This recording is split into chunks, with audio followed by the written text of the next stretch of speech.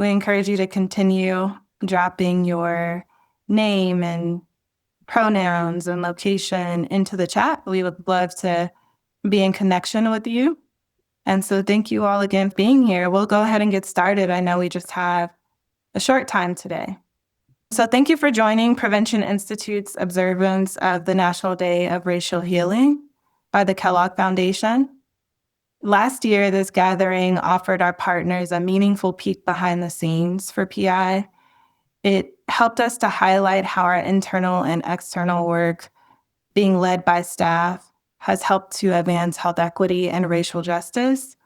And we unpacked how that work has really shaped our strategies, but also how many of us internally are arriving at our own healing in our own lives and in our practice. This year, we are intentionally turning towards our partners and lifting up their voices, so your voices. And today's conversation brings together community and systems leaders to explore what healing looks like in practice and what it actually takes to sustain that work and that momentum in this moment. So we're looking to center lived experience as well as local leadership and collective care. A few housekeeping items. Please ensure that you are on mute until we open it up for questions and answers towards the end of the session. If you have questions for the panelists, please feel free to put them in the chat at any time, or you can unmute yourself during the Q&A segment. We'll try to get to as many of those questions as possible during our time here together. And then we encourage you to interact with us as facilitators and with each other in the chat throughout our dialogue. I want to give a shout out to Maddie, who's off screen right now, but Maddie's helping to support any of our tech-related issues, so please feel free to connect with Maddie if something is coming up for you. With that, I'm going to go ahead and get us started. And I want to begin with a brief grounding in what we call, as facilitators, a waterfall chat. So what I'm going to do is present a question to you all, and I'll give you time to type in your response, but don't hit send. We will all hit send together so that you'll get to see sort of an overflow in the chat of responses at once. So I'll give you about 30 seconds to respond to this question or to type out your answer. It could be a couple of words. So the question that we'll also paste into the chat is, when you hear racial healing in this moment, what does it look like in practice, in your body, your relationships, or your work with community? So there's 3 different ways to sort of think about that question. Think about what makes most sense for you. I'll give you about 30 seconds. All right. Please hit send on your responses and add them to the chat. Okay. So much coming up there. I ask that you all take a second to just read and respond, if that feels comfortable for you, to what folks have released into the chat. We're not going to read these out loud, but I do invite you to notice what's coming up presently and what's resonating with you. And thank you all so much for sharing. So I'm honored to be joined by 3 amazing panelists and partners whose work reflects what healing looks like in real time and in real conditions, specifically racial healing and racial justice. So I'm going to share a little bit about each of our panelists and how they came to the work here at Prevention Institute in collaboration with us. So first up, I want to introduce Grisanti Avendaño. Grisanti is co-executive director at Youth Organized California, and she's also a PI consultant. Grisanti works closely with PI's SHINE team, supporting the integration of embodied sustainable leadership and community healing practices. Next up is Adrian Maldonado. Adrian is a nonprofit leader based in Napa, California, committed to advancing racial equity and community healing. Adrian brings a prevention-focused approach to community engagement and leadership development, centering lived experience as a driver of systems change. And Adrian comes to PI through his work with us on investing in an equitable future. And last but not least is Manuel Soares, or Manny. Manny is an anti-racist, anti-oppressive facilitator and instructor, and he is the executive director of the Racial Equity Collective. Manny is a longstanding PI partner based in Houston, whose facilitation supports Prevention Institute's ESOPs network, as well as other equity-centered leadership and organizational transformation work. So thank you so much, Manny and Grisanti and Adrian, for joining us. With that, we are going to move directly into the questions for the panel. And these questions are open-ended, and we're not having anyone go in any particular order. So panelists, please feel free to respond to each other and to the question specifically. So we're kicking off this session with questions about sustainability and what is actually sustaining you in the work. We don't want to save this one to the very end because we know how important this is right now. So in this moment, what has it actually taken to sustain healing work, personally or collectively, without burning out or flattening it into performance? And again, that question is open to anyone who would like to kick us off. We will drop the question into the chat as well. I can get us started.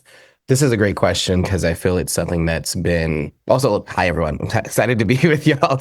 Yeah, and thank you all for being here today as well. I know it's a lot going on in the world, so I appreciate everyone showing up today and also the amazing panelists here as well, and to Prevention Institute for this opportunity. Yeah, I feel like sustaining in this work has been a conversation we've been having with our work at the RE Collective for a long time, because we know that a lot of times within this new digital age, we want to do something quick, like a quick fix, some that, 2-hour session, things of that nature, but trying to figure out how to continue to have longevity in this work, because we know that we're not just healing things of our lived experiences, we're also healing things that have gone on within our families, within our communities for generations, right? While also healing the current harm that is being caused in our communities and ourselves in this moment as well. So trying to find out ways to sustain in this work. The main thing that has really taught me throughout this past year, especially, is definitely like leaning into community, especially if you're a leader within this work. I've had to figure out how to see myself as a part of the community that I serve and feeling worthy of also receiving the care that I give to others as well.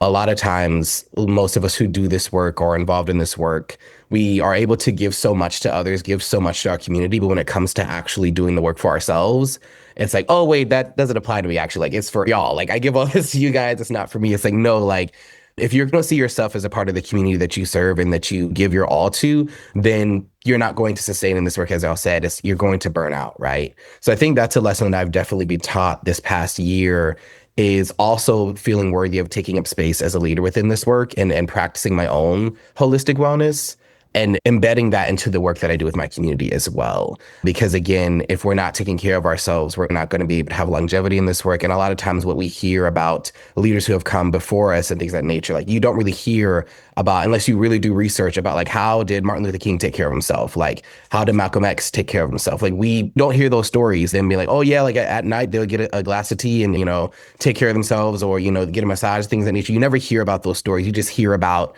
the amazing work that they did, right? But how they took care of themselves was really the ways that their community also showed up for them and them allowing their community to do that too. So I think that's something that I really want to grow in myself as a new leader into this work as well, but also give to others as well, as helping you to see yourself as worthy of taking up that space, as feeling deserving of that care as well. Because again, we're not taught these things, where it's not highlighted. And yeah, I just feel like today is a very special day to really stop and think about that and see that as healing work and finding ways to sustain in that. Because again, we'll be lost without it. We'll be lost without that community. We'll be lost without that care that we show for others also being shown to ourselves as well in this work. But yeah, thank you. I'll pass it off to whoever wants to go next. Yeah, thank you, Manny. Happy to go next. Hi, everyone. She, they pronouns. And let me move my little kitty from my lap here. I think, so what has sustained me this past, like in this moment, definitely a ceremony and ritual. So I am a ante vocal in Fresno, and I'm also one of the fire keepers. And to us, that is always our prayer. So it's been helpful to have that, just like a space to go to every week and really be with beloved community. I think the other thing, just to name that, we've had a lot of loss in this moment, I'd say, over the last decade. So it's not actually just in this moment, not just the past year, but for generations, we've just experienced a lot of loss. So there's two movement leaders we lost here in the Valley, particularly. One of them is Pablo, and then the other one is Albert. And so just wanting to honor their spirit and presence, who were two leaders we lost. And so what that has required for me as a leader is also being open to all the emotions, also being open to be honest as to like how I'm showing up. It's like, hey, I have to take time off to actually like grieve, right? To actually be in the sadness and celebration of life of those that have departed. And it has also taken like to be open to being watered. So for me, my mom will just make random stops at my house, bring me lunch. And I think as someone, and I'm sure folks can relate, that I don't always take time for lunch, or I'll prepare something very quickly and be in a meeting. And so just even that pause, of like my mom bringing lunch to me is like sacred. To be like, oh, okay, I'm open to that. Yeah, go ahead and come over and we can have lunch together. And I think, yeah. And I think the last thing I name also just like honing in on that sacred rage that really moves us to action. So really not being afraid of that rage, right? But really like holding it as sacred that is moving us into action and that collective resistance that I think in this moment, there's so much of that. And then I'll pause there and hand it off to Adrian. Thank you, Gris. Thank you, Manny. Hello, all. My name is Adrian Maldonado. I use he, him pronouns, and I am with On the Move. I'm, really happy to be here with you all and just want to express like deep gratitude for all of those who have been doing this work like long before I have, for longer than I have. And, the elders in my community, within my family as well, and the organizers here, the healers, and everyone that, continues to just speak their own truth. And, because of y'all not giving up and kind of keeping it alive, it has like allowed me to kind of like emerge in my own leadership and in my own power so that I can do the work in my community. So I just feel really grateful that there's been so many people that continue to do this work and don't give up. So when I think about sustainability, what sustains me is just taking the moment to slow down. I'm very grateful for our organization and the culture that we have developed within our organization to just take a moment to reflect, be intentional, and just have frequent reflection about, what is true for me right now? What is, what might I need right now? And having those conversations and those moments of pause really allow me to just continue to move with intentionality as I, work together with community leaders, with our parents, with our young people, with our colleagues, how I show up at home. If I don't, I've noticed that when I'm moving really, really quickly and I don't have time for that reflection and that pause, I'm a little bit more reactive. I'm a little bit more triggered. I don't respond the best as I would like to show up. So I just, part of that I attribute to, current practices. Like I belong to a men's group. I attend a men's group at, every 2 weeks, where Steve Carlson, a longtime supporter of our organization and a coach, he, holds this really safe space for, there's six of us, 6 men from different backgrounds, different ages. We come together and we alternate to cook dinner for each other, and then we check in and really just name what's heavy, what's real for us. And I think having that space, especially for me as, a nonprofit leader that is often surrounded by a lot of women and a lot of spaces with women, I think it is a really important, it's important for me to have a space where, I'm with men, we are sober, we're talking about what's real, we're breaking bread, and there's a little bit of like perspective coming in to kind of interrupt that thinking, because I can tell myself, a lot of things and make up a lot of stories and I'll start to believe it, but it's until I have someone else's perspective that I think that is what allows me to just pause and say, okay, is that really real, or should I, make an adjustment? So I just want to just kind of honor that space for me, because it does sustain my work. And also, lastly, I just want to just all of the sacrifices that I think, my parents, my grandparents have like made to be able to be where we are today. I think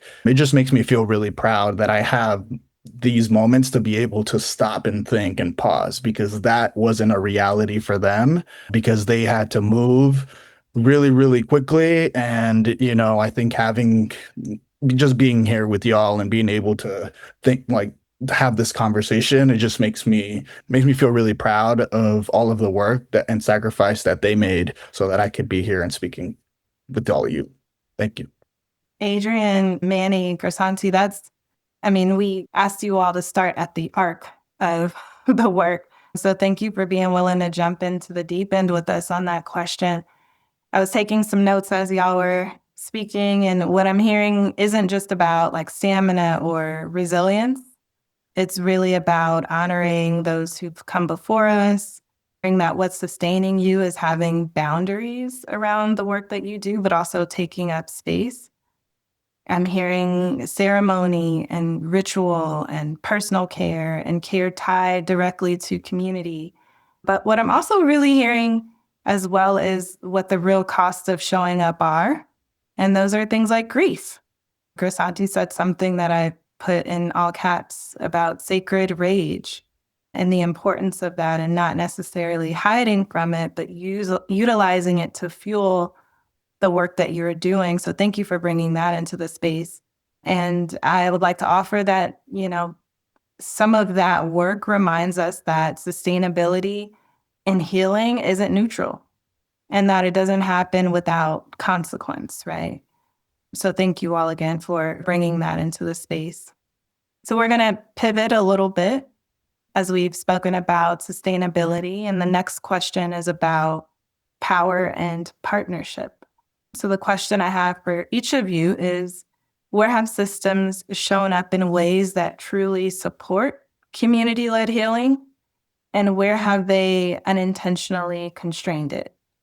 And we're raising that question because we recognize that so many of us who are on this call today work in institutions where we come up against challenges. And so, highlighting what's working well and what we're struggling with in relationship to community-led healing is another offering that we have for the audience today. So with that, I'll turn it over to each of you for whoever would like to kick us off. I can get us started. Yeah, when I think about, I think especially right now, just like with what's going on in our immigrant community here locally and, across the United States, it just makes me think about some of the work that is happening. I just want to kind of also highlight some of the work that is already happening that, many of our organizations that the systems, that have been doing really good work, and kind of like bring that up. Like, let's not lose sight of that, right? So I just want to say, when we think about systems that support community-led healing, it makes me thinking about investing in organizations that have deep-rooted trust with their community. It makes me think about investing in trusted messenger campaigns where we're able to connect with the people that are dealing with the problem, and they're getting the information in a timely manner by the people that they trust and they care about, right? People who are a part of their community. So I think for me, just I'll just share a little story. So I'm the director for our leadership development program, and we have throughout the past, we've done cohorts that focus on leadership development for youth, for emerging leaders, and even executive directors across the state of California. And a couple of years ago, as I really took on the leadership of On the Verge, I was hearing from the program directors, the executive directors, that they were more and more counting on the partnership from parents and community leaders in their communities to inform the work, to participate, to give their input, to share their expertise. And I think that really helped me to understand that there's the importance of there's different ways of knowing. Right. Just because we have a fancy title or a degree, or have been doing this work, there's a lot of lived experience and expertise and different ways of knowing that is really real and true in our community, and kind of just lifting that up. So that helped me make the change and shift to focusing, our cohorts to focus on parent leaders, community leaders, residents, immigrants, non-traditional leaders who are leaders in their own communities, in their own families, participate in their children's schools and, in the systems from their community. But, I think uplifting that space for immigrant voices, parent voices, community voices to kind of shape those priorities and possible solutions alongside community partners, health departments, city or county governments is really important. And I think that really strengthens the partnership. And how we do that is by, engaging community through human-centered design, workshops, really engaging, listening, truly listening to what is being said, and then also feedback loops and being able to come back around and follow up with the communities, not just, giving them a gift card for $25 because of their participation and their expertise. How can we think about sustainability and inclusion so that we're really valuing, what they know, what they're able to offer, they're taking their time out of their day to help us, the organizations, try to solve these problems. So I think, for me, it's really thinking about, how to continue that work and continue to move that forward. Yes, I can definitely go next. For YoCali, so we sit in the intersection of funder organizing and youth organizing organizations. And so for us, there's a few things I want to lift.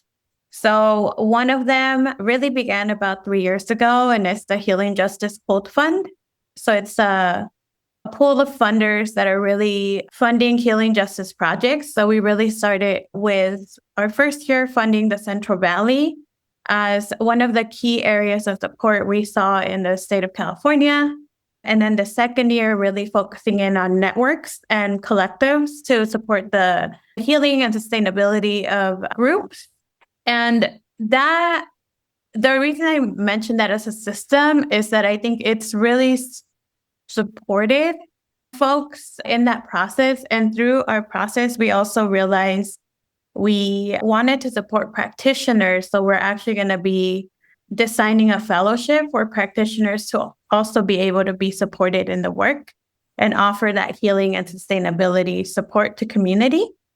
The other one is the California Funders Collaborative for Youth Organizing, which is another place where we are also going to be centering in on the Central Valley to really bring in some of these power building cohorts alongside the funding that is needed to sustain organizations and be engaged in the work. And then the other internal system is our Emerging Organizers Fellowship. Prior to being the co-executive director, I was the Healing Justice Director. And we were able to bring in the framework of machetes and roses. So really, what is the balance of both like healing and power building? Like, what is that balance? I think a lot of us are still trying to find that as well. And, I think these systems in place, the political climate that we are in, just continue to take our people. And so I think continue to attack, continue to center and genocide, white supremacy, cis heteropatriarchy, And so, I think a reflection I have for folks here is what are the policies of support you can set in place, right? I think for healing justice, it's always centered around people in place. Who are the people? What is the location? And, what is the support that is needed? And that's going to look different in a rural community. It's going to look different in a big city, but really reflect on that. In conversations we've had with, just community leaders, there's a lot of fear. And that is actually preventing people from, going to the store. Like just this past weekend, there was ICE raids in the Central Valley. And that is bringing a lot of fear, a lot of panic. So really thinking about what are the policies, what are the systems, and what's the protection too you can offer to community in this moment as well. Thank you both. I think I'm just going to echo everything that y'all already said, because I think we're definitely in alignment of figuring out what this work looks like in sustaining and in building new systems. And I think when I first saw this question, I kind of had to rethink of what even is defined as a system. I think when we hear that word, we first think of, government systems or, local systems, things of that nature. But I really think that the way that I've been trained to doing this work is, as you said, Grisanti, what are the systems that you have within your own personal community first, right? And seeing that as power and shifting power, right? Recognizing that you may not have the tools to necessarily change things at the national level, but you can change things for the folks' lived experience around you. And seeing that is just as impactful. If we all take on that mindset, think of the impact that could have, right? I feel that especially in these times, what is really showcased to me is what has always been tried and true to combat oppressive systems has been leaning into community.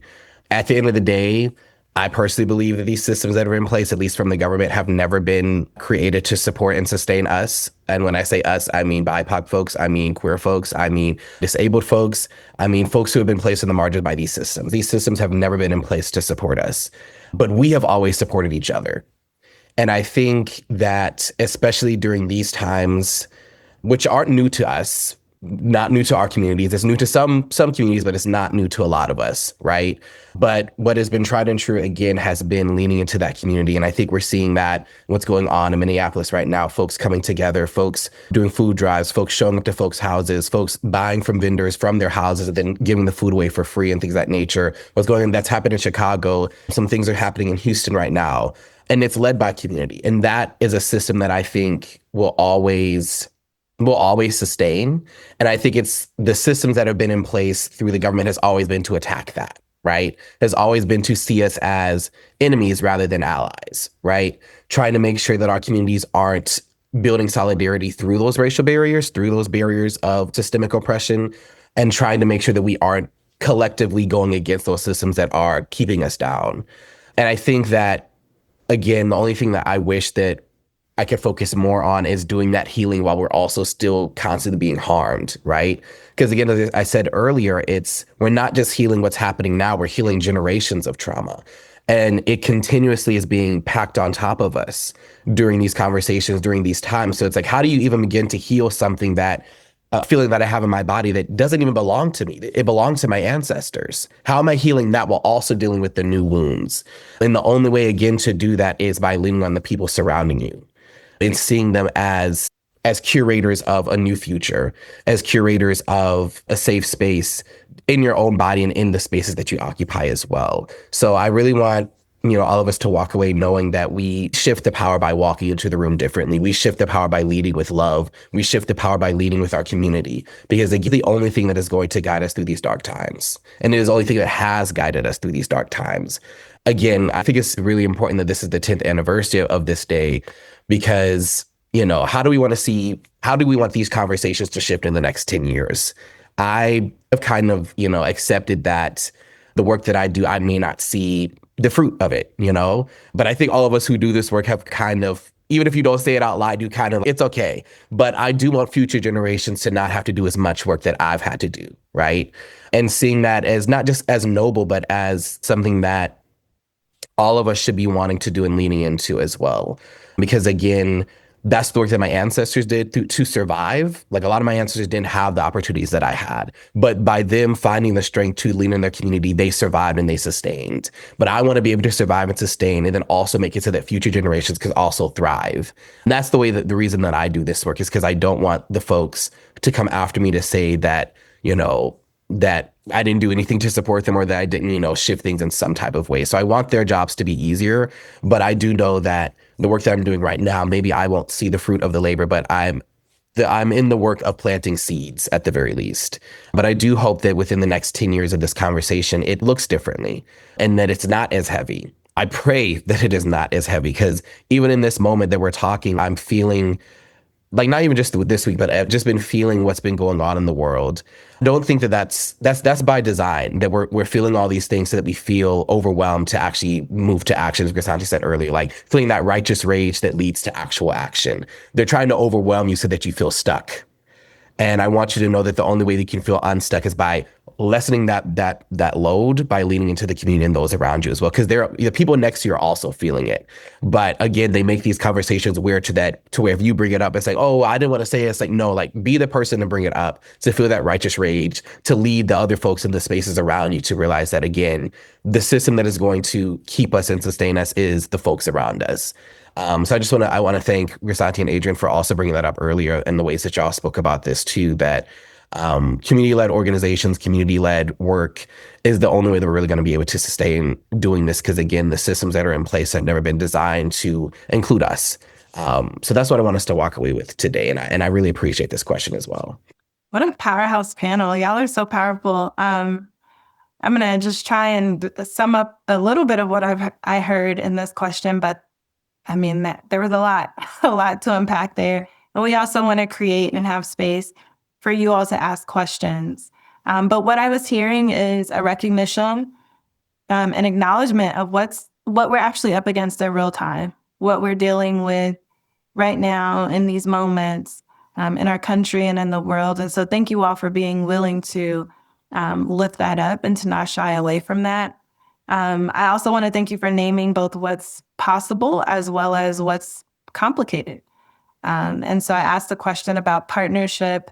And Grisanti, you talked a lot about balancing power and healing together, which I thought was really important, right? That it doesn't just have to be all grit and no hope and vice versa, right? It doesn't have to just be all hope and aspiration and healing with no grit and no power as well. So thank you for that.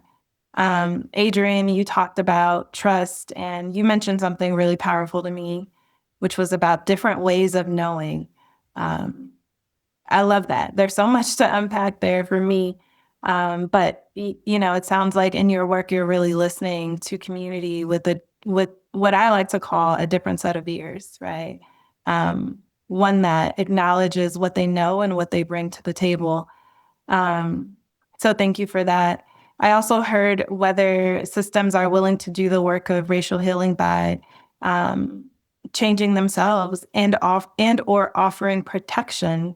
That was something I don't think I've really heard come up before around the ways that systems can really support our people and offering protection. So I appreciate that. And then Manny, you spoke to something that really resonated with me as well, the ability to change what is happening for actual lives through leaning into community, by leaning on those around you as curators of a new future. Really, really powerful. I felt like I was in a sermon right then, Manny. Mm-hmm. So thank you for that. And that curation of new possibilities and new futures is something that I think also supports our sustainability of this work as well. So thank you all for answering and responding to those questions. We only had 2 formal questions for the panel because we wanted to take some time to have you all ask questions as well. So I know there was at least 1 question in the chat. So we will start there. I'm going to turn it over to Maddie, and then we will open it up. If you'd like to ask a question orally, you can do that as well. Yes, we got 1 question in the chat. Fabians, thank you for sharing about all of your community healing cohorts and programs. How many are currently active, and what measurable outcomes are you seeing for survivors who participate? Specifically, how are you defining and tracking healing in ways that reflect real improvements in survivors' well-being beyond attendance or completion rates? Was your question directed to a particular panelist or just generally to the full panel? Okay. So anyone who is interested in answering, feel free to. I think I can touch on this a little bit. And thank you for asking, because I think this is a really powerful question. And something that we've been also trying to get better at tracking, right? Finding out ways of like how folks are sustaining in their healing in doing this work. So we also have a year-long fellowship. It's the Ukombozi Fellowship, which is Swahili to liberate oneself from chains. And ways that one thing we're trying to get better at is actually like tracking the progress of folks healing. It's like, we know the healing, they tell us the healing, we have testimonials and things of that nature, but it's like trying to have not necessarily on a graph, but like in a designated space of what the healing practices look like and how folks have sustained. And that work is something that we're also still trying to grow on, right? But I think that the ways that we see it taking place has definitely been folks who continuously show up in the work, right? I feel that if a space isn't actually like helping me to feel safe and healed, I wouldn't continue going to the space. But then also it's like having it to be a sustained space and offering more opportunities for them to continue to grow the muscle. So our fellowship is a year-long fellowship for anti-racist leadership development.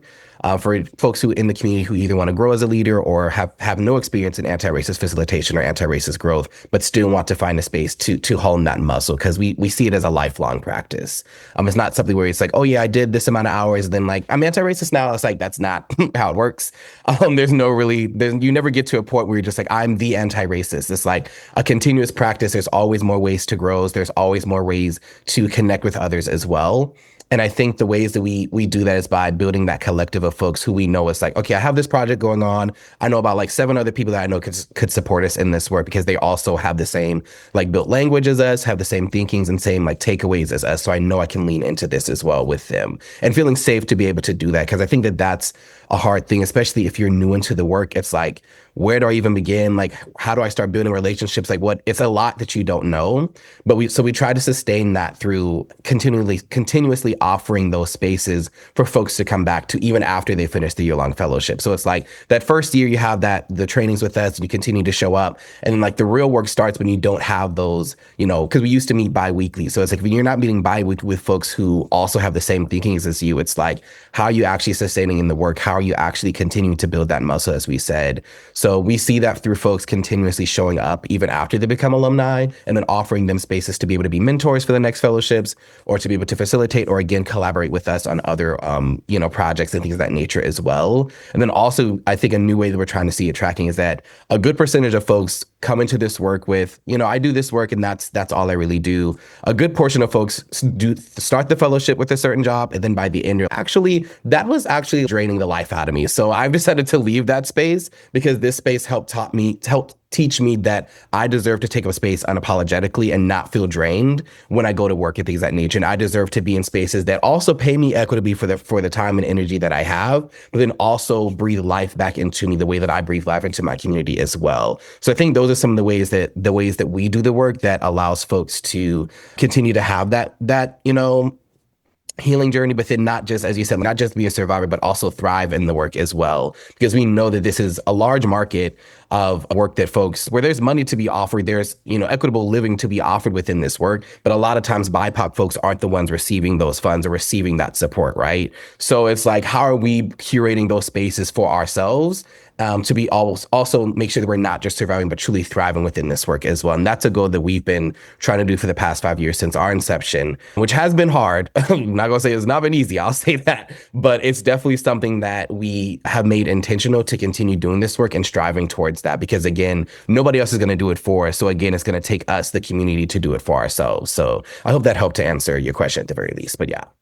It did. I was just wondering, the word I was looking for was continuous, because it's not, for us, those of us who are survivors, we have skin in the game. We've lost somebody due to this. You know what I mean? So we wake up knowing that we're not going to get paid. We're not going to get accolades. And we're doing it because we lost somebody, and we're going to keep doing it regardless. We're never going to get paid. We're not going to get a trophy for it.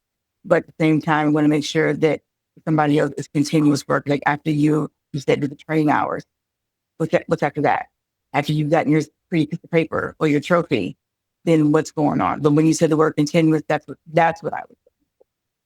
Thank you. Are there other questions for the panel? Feel free to unmute yourself or type it into the chat. Not seeing any particular questions. Grisanti, Adrian, is there anything you would like to add to the previous question, or is there something you'd like to add more broadly? Yeah, thank you. Sorry about that. I was kind of losing internet connection, but the question was around just kind of evaluation and just continuous learning. Is that correct? Yeah, I think for us, there's different ways that we measure, progress or, how if. So I think one of the ways that we do is we have, when we think about leadership or healing or, we think about it in in three different buckets. It's personal. It's basically, am I able to express what I think? Express my feelings? Am I able to, hold myself to the agreements that I made? Am I able to take care of my own needs? And, so it's personal and modeling that and willingness to accept and have those hard conversations. And then the interpersonal piece is, how do I do well with others, right? Do I listen for deep understanding? Do I understand, the position that I hold and how it may have an influence on others that I'm interacting with? So I think the interpersonal is how we work together with others. And then there's also the professional, right? How do I show up when I facilitate groups, or thinking and planning? Do I delegate well? And having parent leaders, resident leaders, emerging leaders in general kind of think of themselves as, in those three: leadership, personal, interpersonal, and professional, and then kind of coming to the understanding that they are kind of linked. Right. When we really live it, right. If we are actually living it, then I think that's the goal, is trying to embody who you truly are, who you authentically are while you're in different spaces, whether, with our peers, with our family members, and then in the professional setting. So one of the ways that we do that is by asking some of those questions and kind of a self-evaluation at the beginning, and then a kind of recalibration during the middle. And then at the end, it's self-evaluation. And then towards, they also have their goals that they're able to set, and specifically to the projects that they're working on. So I think that offers opportunity for personal reflection, but then also peer coaching, peer to peer, and seeing how feedback sessions of how they saw, them show up in their cohort or out in community. So, kind of just lifting up the mirror that a lot of us need to be able to see, like, that's how we actually, grow and get more, by people lifting up the mirror. Because oftentimes, it takes us a little bit longer to feel, capable, lovable, and worthy. So the more that we're able to, be there for each other and lift up that mirror, I think the more we're able to believe it and internalize it and actually be it. Wonderful. Thank you for your responses, Adrian and Manny. We have one more question that just came in. You can read it out loud. The question is from Nick. Nick says, I'm curious to hear more from our Powerhouse panel. What specific organizational or community-based systems have supported your staff or yourself, have the time, space, and resources for individual collective care and healing? Yeah, I can definitely answer this pretty quickly and then offer space for the other panelists. So for us, it's a few ways. So we have one personal transformation plan that we integrate into our evaluation process every year. Happy to share that if anyone wants access to that. It's been really helpful as folks really plan their future. Yeah, so it's about self-care, but it's also about what are people's financial goals that they want to set in place, and how can their supervisors support them. We also have what we call restoration time off. So we have 2 weeks in the winter, 1 week in the fall, and then 1 week in the spring that we just have collective restoration time off. No one has to utilize their vacation, but we do encourage folks to actually extend that vacation time to replenish even more. And then the other kind of space or thing that we do is we have a culture stewardship team with both program team and leadership that really brought up a healing retreat for staff connected to our collective in-person staff retreat. And we really, as co-directors, we provided the budget and we kind of just gave people ownership, like, hey, here's what you have, go plan it. And it was really beautiful what folks were able to create. And the last thing is we integrate a lot of somatic and forward stance into our team as well. And I'll pause there to allow other folks as well. Nick, that was a really great question. I would love to try and tie it into this last question we're going to be able to get to from Kate, which asks if any of you have a story of racial healing you could share. Maybe it's a moment where you noticed the medicine was occurring personally or in community, or one of those moments where you get the chills or you were surprised by what you were witnessing. Sharing wins feels so important right now. It's a great question, Kate. Anything coming up for anyone? I have something just to also tie into both questions as well. Like I feel one way that we sustain within the work that we do is we have basically wellness time off. Basically, we do the same thing. Grisanti is in August, the whole month. Like no one, we don't take any trainings, things of that nature. That's how in August, and also in the winter time as well. We have about 3 weeks where we aren't working, but we're with family, taking time to support each other and taking time to really practice that, because holistic wellness is one of our main tenets as well.